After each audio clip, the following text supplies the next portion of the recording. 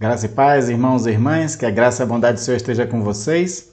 Seja bem-vindo a mais uma aula da nossa Escola Bíblica Dominical Online. Estamos trabalhando uma série de estudo baseada em Marcos, capítulo 13, onde Jesus profere o seu sermão profético, onde Jesus ali faz um grande resumo do que ia acontecer ainda na geração dos apóstolos, mas também até a sua segunda vinda.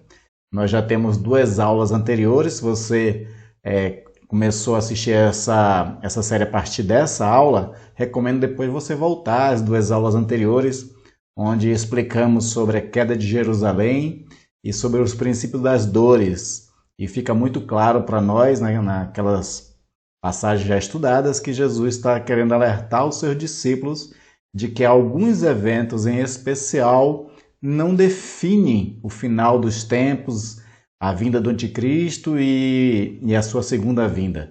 Na verdade, existem outros sinais. E é o que nós vamos abordar um pouco aqui nessa aula de hoje. Essa aula de hoje ela vai ter 2 partes. Eu vou explicar já mais no finalzinho o porquê de 2 partes. A gente não vai conseguir fechar ela completamente hoje. E hoje nós vamos falar sobre isso, sobre alguns sinais que Jesus deixa de indicação. Também nós vamos atrás de outros textos proféticos, de Paulo também, que fala desses sinais que nós poderíamos estar mais atentos a respeito de quando realmente as coisas estão se aproximando de um final. E então nós vamos, hoje, a partir de Marcos 13, nós vamos falar dos versículos 14 em diante. Eu recomendo que você também abra a sua Bíblia nesse texto. Eu vou colocar aqui também para que você possa ler a versão que eu estou lendo, a gente acompanhar junto a mesma versão, e assim nós vamos, versículo por versículo, estudar essa passagem, auxiliada por outros textos sagrados, para que nós venhamos a ter uma melhor compreensão.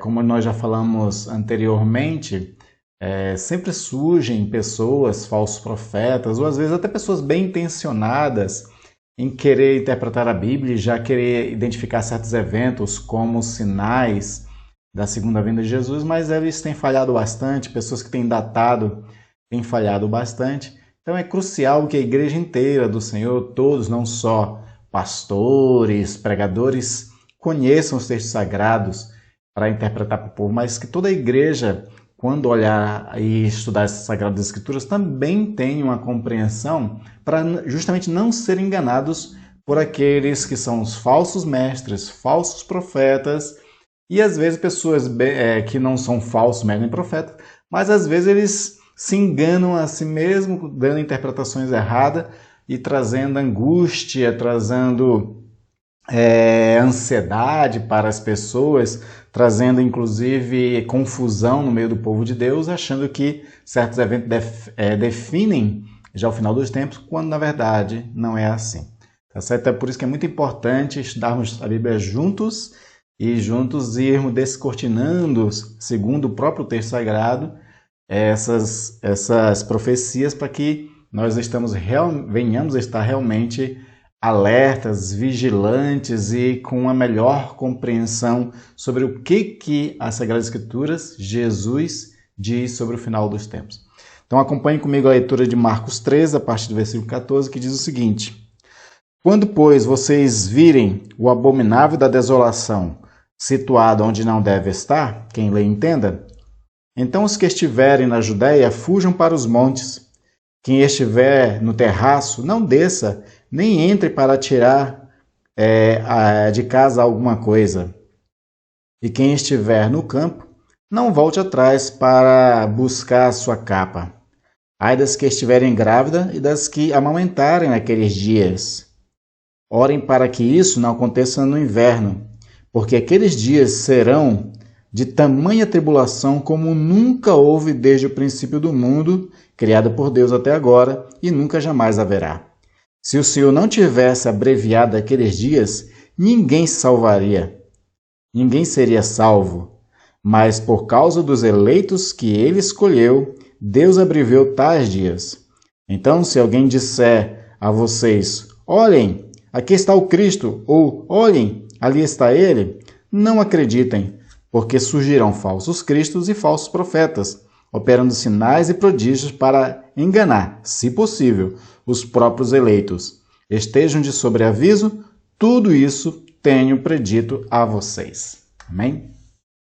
Vamos pedir agora em oração que Deus nos ajude a entendermos sua Sagrada Escritura, que o próprio Espírito seja aquele que nos ensine e traga sabedoria, traga inteligência, para que tenhamos a capacidade de compreender os textos sagrados. Oremos. Pai querido e amado, te louvo e agradeço, Senhor, pela oportunidade de abrir a Bíblia, de estudar, Senhor, ela. E para isso, ó Deus, também queremos auxílio do Espírito Santo. Nos ajuda a compreender as tuas Sagradas Escrituras, que elas se revelem para nós, Senhor, e dos nossos olhos caiam as escamas para que possamos ver as tuas verdades e assim, Senhor, conseguir compreender o mínimo possível para não sermos enganados por aqueles que induzem as pessoas ao erro. Em nome de Jesus, ser o nosso mestre nessa hora. E assim te pedimos e assim oramos em nome de Jesus. Amém. Amém. Para que nós possamos compreender um pouco essa passagem, eu queria antes mostrar para vocês uma figura, uma imagem de montanhas. Imagina você distante de uma cadeia de montanhas. Então você olha ao longe aquela cadeia de montanhas, você sabe que de uma montanha para as outras que estão depois dela, existem algumas distâncias, mas você não sabe que distância é essa. Porque a princípio elas estão enfileiradas, quando você olha, parece que elas estão muito próximas uma das outras. Mas quando você se aproxima da primeira montanha, aí você observa o espaço que existe daquela primeira para a segunda, da segunda para a terceira e assim por diante. Algumas montanhas vão estar muito distantes uma das outras e as outras vão estar um pouco mais perto. Eu estou trazendo essa imaginação sobre essa cadeia de montanhas porque o profeta, quando ele visualiza, ele tem uma revelação do futuro, então ele vê assim muitos futuros, como se fosse uma cadeia de montanha. E ele nem sempre tem o discernimento da qual a distância de uma profecia para outra. Então, quando ele profetiza no único bolo a sua mensagem, o que nós vemos são essas várias cadeias de montanha, ou essas várias revelações numa única profecia, com tempos distantes uma das outras. Assim aconteceu com Daniel, assim acontece com outros profetas. Apocalipse, por exemplo, tem um texto claro de Apocalipse que é dito a João que o que ele vai escrever são coisas que eram, ou seja, passada, coisas que são no presente e coisas que virão, coisas do futuro.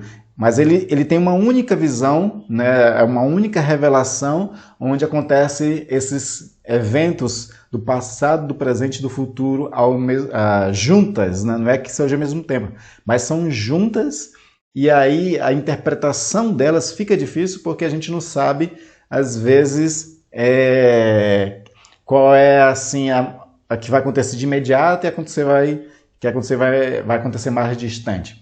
Então é um cuidado que nós precisamos ter primeiro ao interpretar.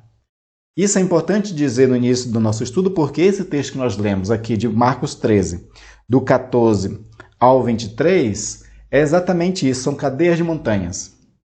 São vários eventos futuros que quando nós olhamos, nós vemos todas elas, mas a gente não sabe a distância temporal que existe uma da outra. E essa distância pode ser curtas ou pode ser muito longas, e quando eu falo longa aqui, é de milênios mesmo, né? De vários séculos de distância de uma profecia para outra.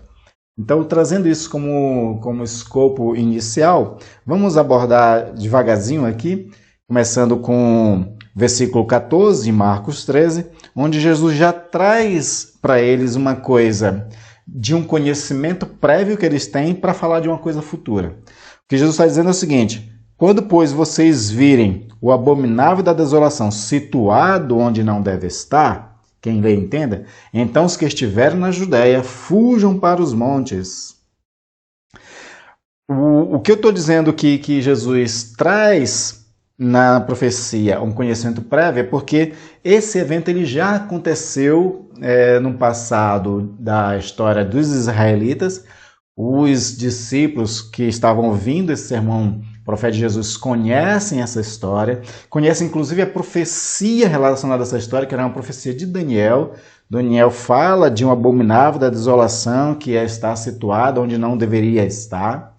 E mais tarde acontece. Então Daniel profetiza isso aí, na época quando Israel estava sob o cativeiro babilônico, e séculos depois acontece de fato, quando Israel já é uma nação quase livre, não totalmente livre, porque ela ainda estava debaixo do jugo de outros impérios, mas existia alguns tipos de liberdades. Mas entre essas pessoas que dominavam ali, existia o Antíoco Epifânio IV. Esse Antíoco Epifânio IV, ele não era um judeu, mas era ele que dominava toda aquela região da Palestina. E uma vez, ele resolveu trazer para o templo de Israel uma abominação. Ele resolveu fazer um sacrifício que não deveria, que não poderia fazer ali. Então, quero ler para você um relato histórico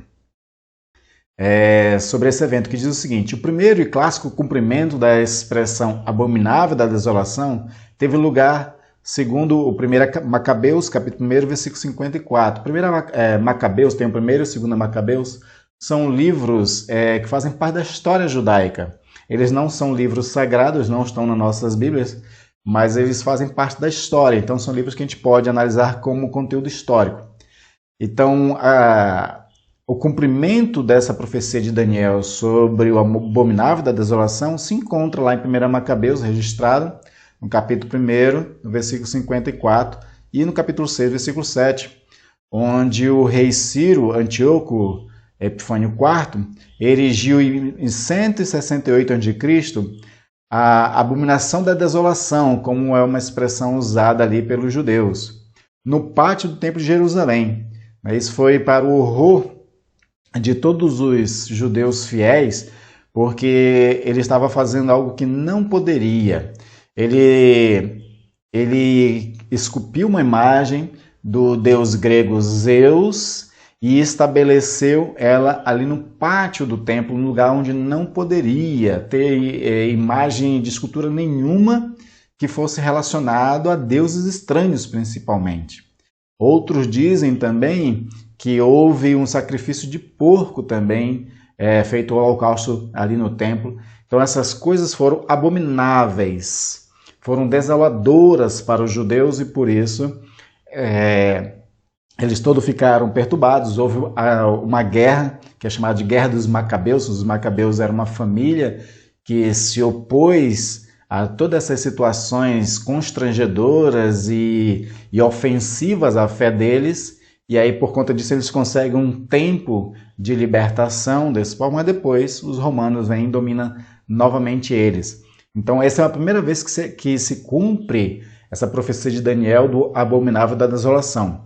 Jesus, sabendo disso e tendo isso como um conhecimento histórico ali em Israel, ele aproveita a mesma figura de linguagem para dizer que também no futuro ia acontecer algo muito parecido. Então ele usa o que é conhecido para falar de um futuro desconhecido. O que Jesus está dizendo é que, de fato, então mais para frente ia ocorrer, de fato, alguém ia entrar ou ia fazer alguma coisa onde não se deveria, que era, como a profecia de Daniel está dizendo, se referia ao templo. Isso pode ter sido acontecido entre o ano 66 e 70 da era cristã, na época que alguns apóstolos ainda estavam vivos, como João, por exemplo, ainda estava vivo nesse período, quando houve as guerras judaicas. Flávio Josefo, um historiador judeu, mas a serviço dos romanos, anos depois desses eventos, ele escreve sobre as guerras judaicas e fala de que, de fato, os imperadores, generais, os romanos entraram em Jerusalém, entraram no templo, ali mataram muitas pessoas, fizeram muito sacrifício de pessoas, matando pessoas mesmos. E por conta disso, eles estavam onde não deveria estar. Porque, como você sabe muito bem, o templo ele era um espaço sagrado. Existia o pátio dos gentios, que era uma área bem externa, mas aí conforme existia vários compartimentos. Conforme mais perto da nave do templo e no Santo dos Santos, não era dado acesso a qualquer tipo de pessoa. Só os sumos sacerdotes podiam entrar nesses espaços do santo, e o sumo sacerdote, uma vez por ano, entrava no santo dos santos para fazer ali um sacrifício. Então esses espaços eram sagrados, qualquer gentio que entrasse ali era uma abominação para o judeu. Então, possivelmente, essa profecia se cumpriu novamente ainda na época de alguns apóstolos, mas ela pode ser uma indicação de que num futuro distante também, possivelmente, poderia acontecer isso. Existe a crença e a interpretação de algumas pessoas que acreditam que o templo judeu vai ser reerguido no Monte de Jerusalém. Isso é uma coisa bem difícil de a gente hoje afirmar, porque para que isso acontecesse, os palestinos árabes tinham que ceder novamente o Monte do Templo para os judeus, uma coisa que a gente sabe que as guerras do Oriente Médio mostram isso para a gente, que os muçulmanos não iam abrir mão tão fácil do Monte do Templo assim para os judeus, para os israelitas.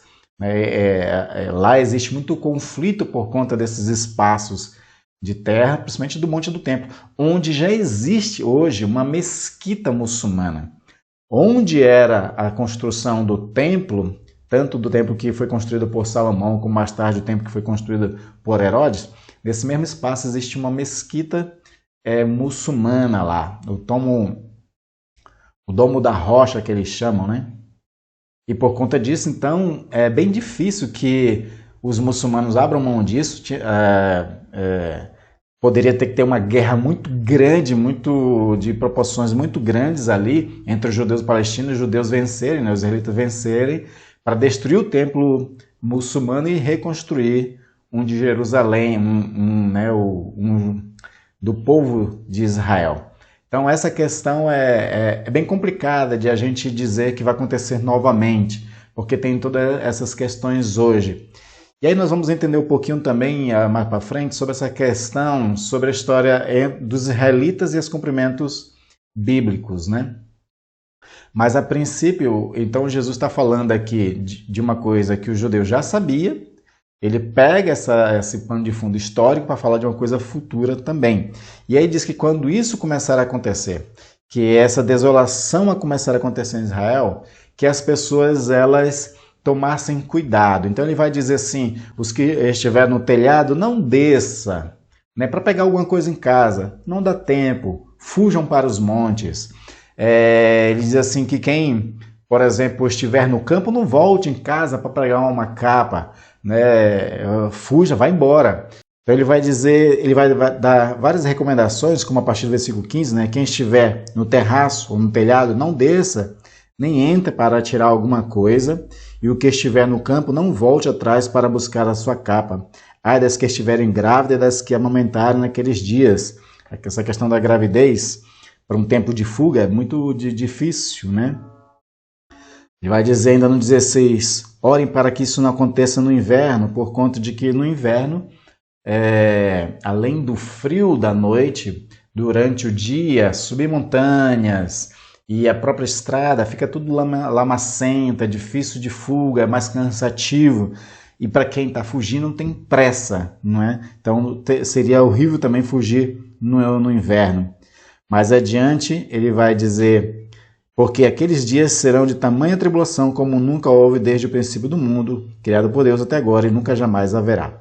Então, quando o povo de Israel está sendo perseguido pelo povo romano, principalmente, a recomendação que Jesus já dá para esse evento, que já foi na geração dos apóstolos, que eles, olha, fujam, corram mesmo, não demore, não se preocupe em pegar uma capa dentro da casa, não se preocupe em tirar qualquer coisa de casa, aí das que estiverem grávidas, orem para que não seja no inverno. Tudo isso ele está dizendo assim que aqueles tempos serão tão difíceis, a perseguição será tão grande, que a melhor coisa que vocês podem fazer é fugir, né? E de fato, quando houve essa primeira guerra judaica, nesse período pós Jesus Cristo, que foi entre os anos 66 e o ano 70 da era cristã, os romanos eles invadiram Jerusalém E muitos não quiseram fugir. Eles ficaram na cidade para lutar. E o que aconteceu foi um massacre muito grande.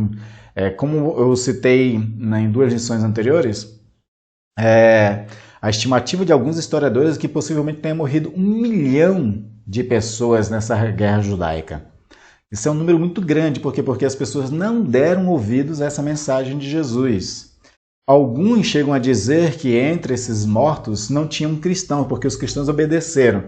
Só que isso não tem muita fundamentação histórica, não dá para dizer entre todos aqueles que morreram se esse era cristão, se esse era só um judeu não convertido a Cristo Jesus. Mas o fato é que quem não ouviu a mensagem de Jesus, quem não atentou para essa realidade, elas morreram, porque não houve piedade, não houve misericórdia da parte dos romanos. Aqueles que permaneceram vivos foram vendidos como escravo para as pessoas, para outras regiões. Então, de fato, o que Jesus está dizendo cuidem da vida de vocês e cuidem também da salvação da alma de vocês. É muito importante vocês preservarem a vida de vocês, não querer entrar numa guerra, numa luta já vencida, porque os romanos vão vencer. Existia uma espécie de um consentimento da parte de Deus dessa invasão romana aos judeus, até para também se cumprir uma fala dos próprios judeus.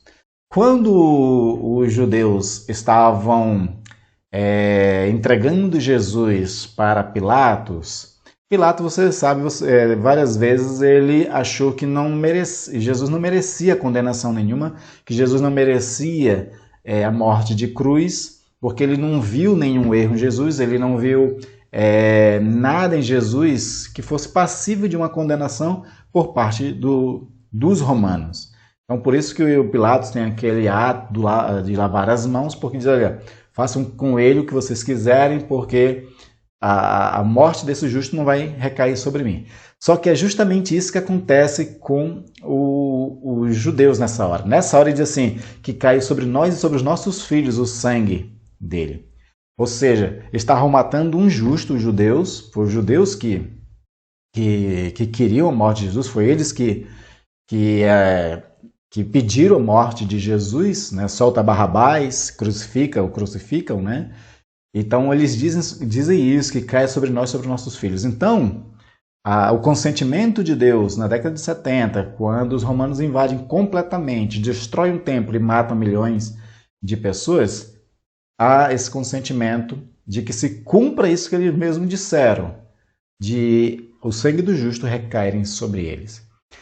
Mas, como eu falei da cadeia de montanhas, essa profecia ela teve um cumprimento imediato na geração de alguns apóstolos ainda vivos, mas também ela é um indicativo do que pode acontecer no futuro. Quando acontecer também no futuro essa grande perseguição ao povo de Deus, que vai, de fato, muitas pessoas morrerem, aqueles que estiverem diante de uma ameaça de um exército do inimigo, que não pense 2 vezes. Se você pode preservar a sua vida, corra. Se você pode se for refugiar, se refugie. Porque haverá muitas mortes de cristãos. Tem um texto de Apocalipse, capítulo 6, e outro também no capítulo 7, que fala de algumas pessoas já mortas, né, que estão debaixo do trono de Deus, e ela diz assim, até quando tu vingarás o nosso sangue, Senhor? Até quando não vingarás, né? Eles estão exigindo que o Senhor vingue o sangue daqueles cristãos já mortos. Aí a resposta para esses cristãos que fazem essa reclamação, dizendo assim, o até quando até que morram todos aqueles que há de morrer pelo nome de Jesus Cristo. Ou seja, então muitos morrerão na grande tribulação em nome do nosso Senhor Jesus Cristo. Não haverá uma preservação nesse sentido. A única preservação que vai ter é quando Jesus realmente vir, os que estiverem vivos serão livrados, mas muitos outros vão morrer. Textos bíblicos deixam isso muito claro. Então, se pode fugir, fuja. Né? E aí Jesus também fala sobre essa questão de a gente preservar também a nossa alma. Preservar a vida fugindo, mas preservar a alma não sendo enganado pelos falsos profetas e pelos anticristos que vão surgir naquele período também que vai ocorrer. Então, todo esse pano de fundo que Jesus coloca aqui é para que as pessoas tomem cuidados. Não deem uma de corajosos ou qualquer coisa desse tipo assim.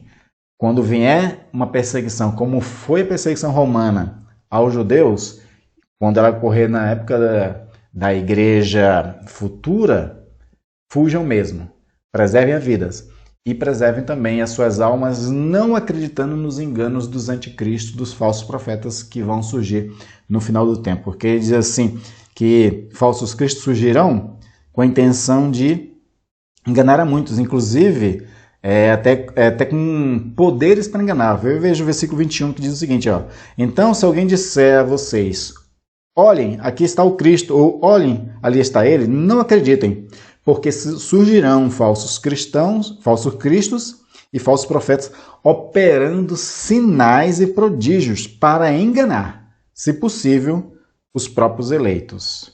Né? Então, de fato, vai ter aqueles que vão querer enganar os cristãos, e essas pessoas têm que estarem de sobreaviso, firmados no Evangelho, firmados na verdade, para não ser enganados por isso.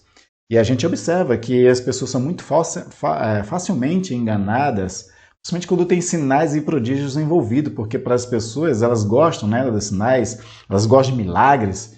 Então, quando ela vê alguém fazendo milagres, ninguém pode fazer milagres se não fosse da parte de Deus. E não é bem isso que essa Sagrada Escritura está dizendo. Então, não se deixar enganar é preservar a alma. Então, esse aqui é um pano de fundo que Jesus está dando de alerta para essas pessoas sobre essa questão de que quando vier essas perseguições, assim como aconteceu já, que a gente também tenha esses cuidados. Mas, pensando sobre a questão de sinais, quais sinais existiriam para que nós possamos estar de sobreaviso? Como ele diz aqui no versículo 23, estejam de sobreaviso, tudo isso tenho predito a vocês. Quais seriam esses sinais, então, que nos deixariam de sobreaviso, para que a gente, de fato, quando tais sinais acontecessem, a gente identificasse como, sim, agora é o final dos tempos, agora a vinda de Jesus é iminente, agora as coisas realmente chegou, a história chegou no seu cumprimento. Então nós vamos falar de alguns sinais que são principalmente 4 sinais. E aí, 2 deles eu vou falar hoje, 2 eu vou deixar para a próxima aula, por conta de que eles exigem melhores explicações, mais leitura de textos, e para que a gente compreenda muito bem. Então, esses 2 sinais dado principalmente por conta do anseio das pessoas. Então, por exemplo, Paulo, quando ele... Eu quero até ler esse texto com vocês. Quando ele vai escrever aos Tessalonicenses, Paulo ele se preocupa com a ansiedade dos Tessalonicenses, porque estavam já meio que se enganando. E aí, para que eles não se enganassem com falsos sinais, ele vai no capítulo 2 começar a ensinar sobre isso. Ele diz assim: irmãos, no que diz respeito à vinda do nosso Senhor Jesus Cristo e à nossa reunião com Ele, pedimos que vocês não se deixem demover facilmente do seu modo de pensar, nem fiquem perturbados, quer por espírito, quer por palavra, quer por carta, como se procedesse de nós, dando a entender que o dia do Senhor já chegou. O dia do Senhor é o dia que o Senhor vai virar com toda a sua vingança contra o inimigo, né? E também resgatar a igreja dele. Versículo 3. Ninguém de modo nenhum os engane, porque isto não acontecerá sem que primeiro venha a apostasia e seja revelado o homem da iniquidade, o filho da perdição, ao qual se opõe e se levanta contra tudo que se chama Deus ou é objeto de culto, a ponto de assentar-se no santuário de Deus, apresentando-se como se fosse o próprio Deus. Né? Então Paulo ele diz assim que a vinda do Senhor, o dia do Senhor, não acontecerá sem que antes aconteça algumas coisas. Aí ele dá 2 indicativos para nós. O primeiro deles ele fala aqui sobre a questão da apostasia. A palavra grega apostasia significa uma queda, uma caída, uma espécie de rebelião ou revolta. mas trata principalmente de uma oposição e de uma desobediência à palavra do Senhor. A apostasia da igreja é a igreja abandonando a palavra de Deus, abandonando a verdade e se opondo ao próprio Deus. Quando não se opõe a Deus diretamente, mas se opõe à sua palavra, ensinando ela de forma errada e vivendo de uma forma errada também. Então, essa é a apostasia. Paulo está dizendo que a vinda do Senhor Jesus Cristo não acontecerá sem que antes já haja essa apostasia. O próprio Jesus fala sobre isso, por exemplo, lá em Mateus 24, no versículo 11 e 12, ele diz o seguinte, ó: muitos falsos profetas se levantarão e enganarão a muitos. Profetas aqui podem ser aqueles que falam sobre futuros, né? No caso aqui, como são falsos, a gente fala de um futuro falso, né? De uma mentira. Mas profetas podem ser também qualquer pregador da palavra. Então, esses falsos profetas, falsos pregadores, eles se levantarão e enganarão a muitos. E aí Jesus disse, por se multiplicar a maldade, o amor se esfriará de quase todos.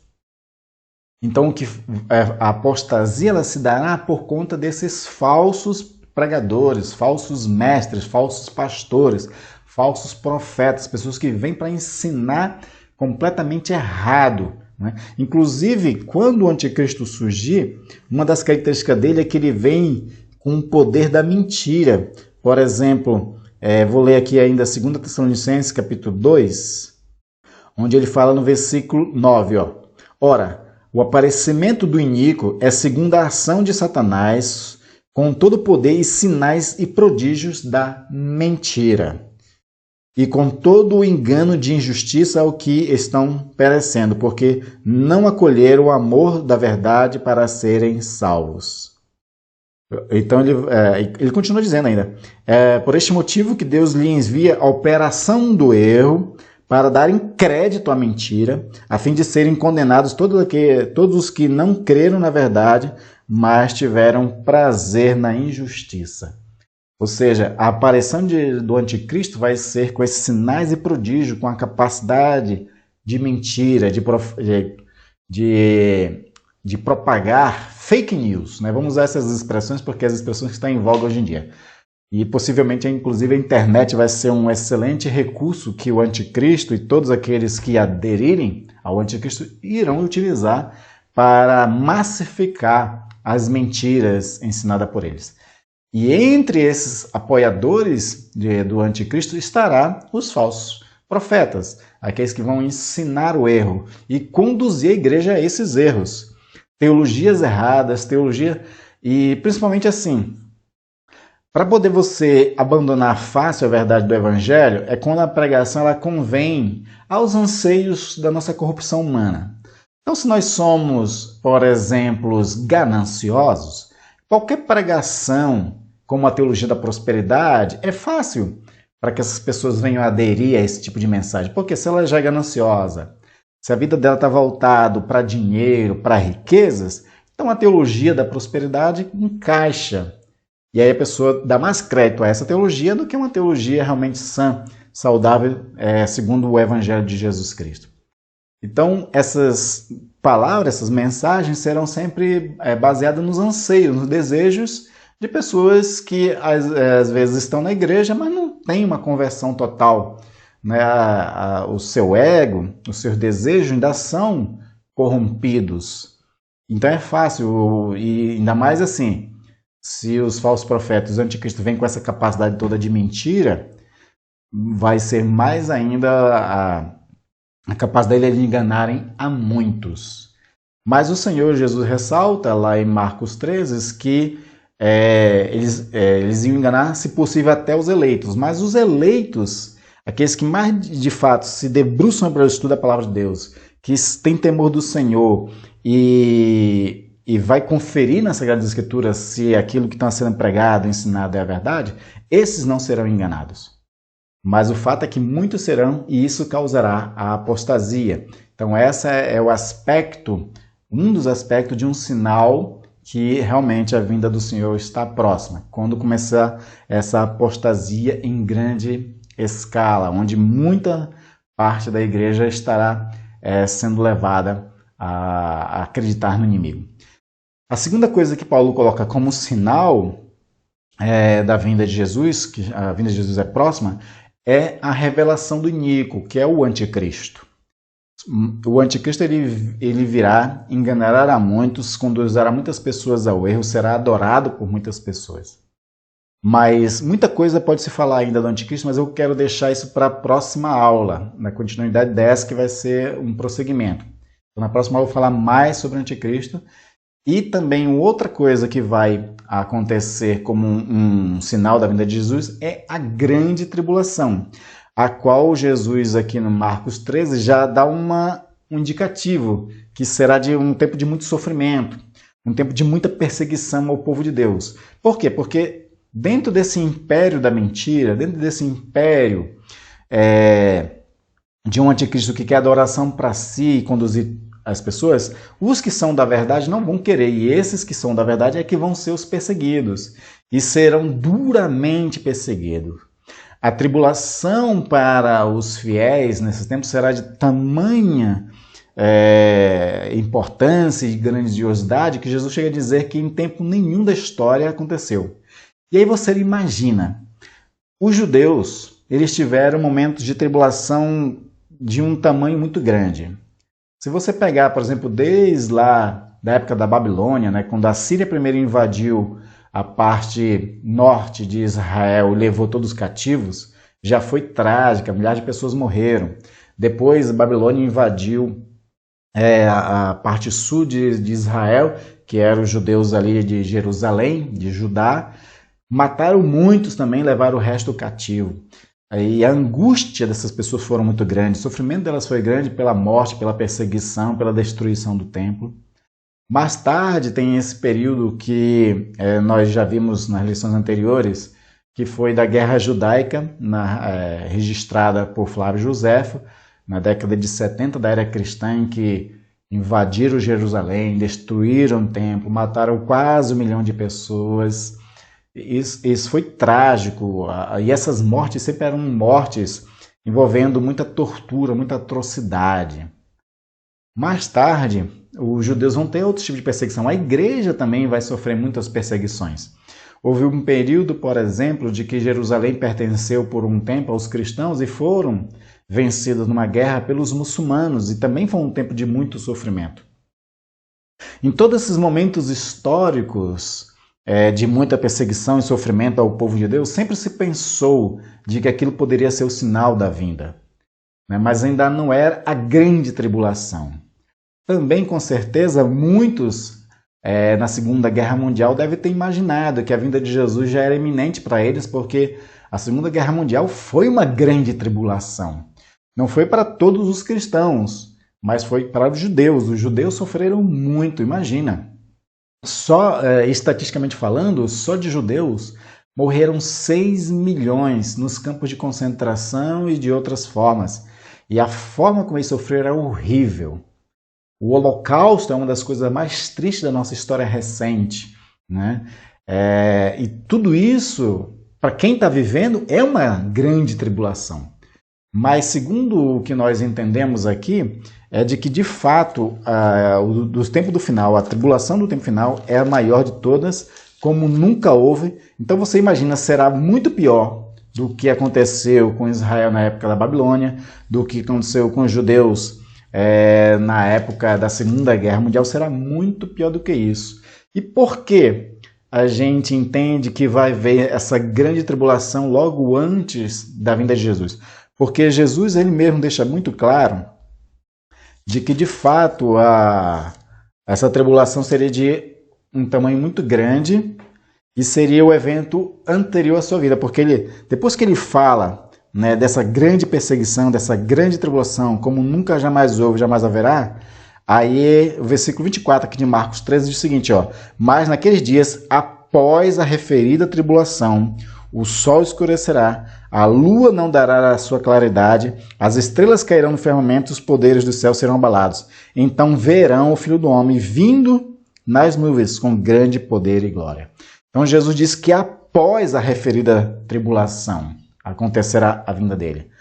Em outras traduções, e principalmente no original grego, fala de que imediatamente depois. Imediatamente é colocando junto. Então, por exemplo, lembra que eu falei das cadeias de montanhas?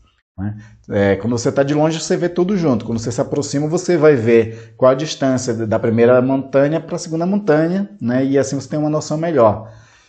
Baseado no que Jesus está dizendo aqui, então, uma dessas montanhas, que é a grande tribulação, ela está muito próxima da montanha seguinte, que é a vinda dele. Então, o segundo sinal, de fato, da vinda de Jesus é essa grande tribulação de uma dimensão que é pior do que aconteceu com os judeus até hoje, que aconteceu, por exemplo, na Segunda Guerra Mundial. E tem acontecido muitas perseguições aos cristãos, né, nas últimas décadas, principalmente nos países tanto comunistas quanto nos países muçulmanos. Até hoje, muitos cristãos morrem na África e outras regiões da África que têm domínio muçulmano. Mas essas tribulações que esses irmãos passam, que para eles são horríveis, ainda não é a grande tribulação. Essa grande tribulação será de uma repercussão mundial de perseguição a todos os eleitos do Senhor. Aí, por causa dos eleitos, o texto bíblico vai dizer que o Senhor ele abrevia esses dias. Né? Se ele fosse por mais prolongado, os eleitos eles iam sofrer de tal forma que a ponto de eles talvez até abandonarem a fé. Mas por causa dos eleitos, o Senhor vai abreviar esse tempo. Então, esse é o segundo sinal. O terceiro sinal, e a grande tribulação, vou ensinar mais sobre a grande tribulação também na aula seguinte. Então, na aula seguinte, a gente vai falar sobre o anticristo e a grande tribulação, porque eles estão totalmente entrelaçados um com o outro. Né? E aí a gente vai explicar um pouco mais. Então, tem primeiro a apostasia, a revelação do iníquo, a grande tribulação, que são os eventos anteriores à vinda de Jesus, e tem mais uma, que é também o chamamento dos eleitos. Assim como também vai ter uma grande perseguição e uma apostasia da igreja, mas por outro lado, muitas pessoas também vão se converter a Jesus Cristo. Aqueles que ainda não tinham se chegado a Jesus vão chegar. Então, por exemplo, lá em Mateus 24, 14, diz assim: e será pregado o evangelho do reino por todo o mundo, para testemunho de todas as nações. Então virá o fim. O testemunho será pregado a todas as nações, todas as línguas, povos e raças ouvirão de Jesus Cristo, e haverá muitas conversões nesse período. Então esse é o quarto e último sinal. E aí, sobre essa questão de que muitas pessoas vão se converter, uma das coisas que alguns colocam também como uma possível sinal da vinda de Jesus seria a conversão de toda a nação judaica a Jesus Cristo. Muitos se baseiam nessa interpretação de que muitos judeus vão se converter a Jesus Cristo, isso seria um sinal da vinda de Jesus, por conta de alguns textos de Paulo, que Paulo fala de que o remanescente seria salvo e toda Israel seria salva. Só que nós temos que entender, quando Paulo fala, ele está dizendo isso lá em Romanos capítulo 11. Quando Paulo está falando sobre Israel, nós temos que entender quem é Israel ali. Porque na compreensão paulina, no capítulo 2 principalmente, Paulo vai dizer em Romanos 2 que o verdadeiro israelita não é aquele da circuncisão, aquele que nasceu da nação judaica, aquele que é o povo, digamos assim, da pátria judaica. E vai dizer que o verdadeiro israelita é aquele que é convertido no coração. Então, todo convertido no coração, todo aquele que tiver a conversão e receber a palavra de Deus no coração, isso está lá em Romanos capítulo 2. Ele diz assim: esse é o verdadeiro israelita. E aí também em Efésios capítulo 2, Paulo vai dizer que não existe mais separação entre gentios e judeus. O Senhor fez um único povo. Então, o convertido, tanto gentil quanto judeu, é a igreja do Senhor. É o Israel de Deus. Então, quando Paulo está falando que todo Israel será salvo, ele está falando de toda a igreja, todo o povo convertido ao Senhor. Não é uma especificação direta somente aos judeus. Agora, se haverá uma pregação em massa e uma conversão em massa no final dos tempos, antes da vinda de Jesus, claro que entre essas conversões em massa terão muitos judeus também. Né? Então, é isso que nós precisamos compreender, né, desse cumprimento, de que essa conversão em massa inclui tanto gentios, que não são judeus, quanto os próprios judeus, E esses convertidos são o Israel de Deus, são os eleitos do Senhor, e por conta desses eleitos é que Jesus vem logo na sequência para salvar aqueles que ainda estão vivos no período da grande tribulação e pôr a termo este século para inaugurar uma nova era, a era do reino eterno em Cristo Jesus. Então, o que nós vimos até agora, nessa parte aqui, é de que Jesus então, ele ensinou muita coisa de vários eventos, que é como se fosse uma visão única desses vários eventos, mas elas têm saltos de distância. Mas mesmo o evento já tendo acontecido, como foi a destruição do templo, a matança de judeus em Jerusalém, essas coisas também podem acontecer de uma forma no futuro também. Porque assim como o abominável da desolação, ele aconteceu na época dos Macabeus, né, e Jesus está dizendo que vai acontecer de novo, da mesma forma a história vai meio que se repetir. A profecia bíblica, ela mostra muito para nós de que a história ela é uma espécie de um círculo, onde ela de vez em quando ela tem um retorno, ela acontece de forma muito parecida de novo. Então, aquilo que já aconteceu é um prenúncio, é uma sombra a qual nós podemos já, olhando para o passado, ter uma ideia de como é que vai ser no futuro também. Então isso que é muito importante. E aí falamos sobre esses 4 sinais: apostasia, surgimento do iníquo, o homem do pecado, né, que é o anticristo. Falamos também sobre a grande tribulação, e o 4º sinal é essa conversão em massa no final dos tempos, a então virar o fim, né? E aí, na próxima lição, a gente vai nos deter um pouco mais sobre o anticristo e sobre a grande tribulação, porque os dois estão entrelaçados. Quem vai fazer a grande tribulação para o povo de Deus é o anticristo. É ele que está envolvido nessa questão do povo sofrer. Outras nações e gentios vão sofrer, vão também, porque haverá guerras, haverá um movimento muito grande, e a própria vingança do Senhor Deus será derramada nesse período da grande tribulação. E aí então nós vamos ver alguns textos também do Apocalipse nesse período da grande tribulação. Então eu espero que você tenha entendido o que nós falamos nessa lição de hoje. O que não ficou claro, nos pergunte nos comentários, aqui tanto do YouTube quanto do Facebook, que a gente vai responder na próxima aula. E não deixe de assistir a próxima aula para complementar essa, a qual nós estamos vendo.